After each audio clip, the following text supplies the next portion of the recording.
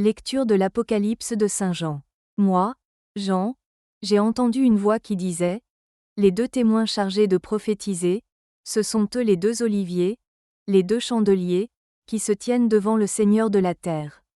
Si quelqu'un veut leur faire du mal, un feu jaillit de leur bouche et dévore leurs ennemis.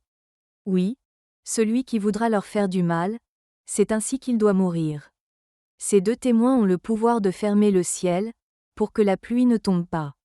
Pendant les jours de leur prophétie, ils ont aussi le pouvoir de changer l'eau en sang et de frapper la terre de toutes sortes de fléaux, aussi souvent qu'ils le voudront. Mais, quand ils auront achevé leur témoignage, la bête qui monte de l'abîme leur fera la guerre, les vaincra et les fera mourir. Leurs cadavres restent sur la place de la grande ville, qu'on appelle, au sens figuré, Sodome et l'Égypte, là où leur Seigneur aussi a été crucifié.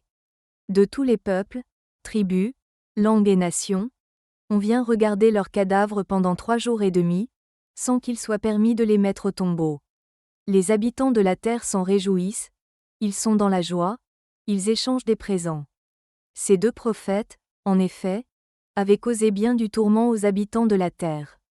Mais, après ces 3 jours et demi, un souffle de vie venu de Dieu entra en eux, ils se dressèrent sur leurs pieds, et une grande crainte tomba sur ceux qui les regardaient.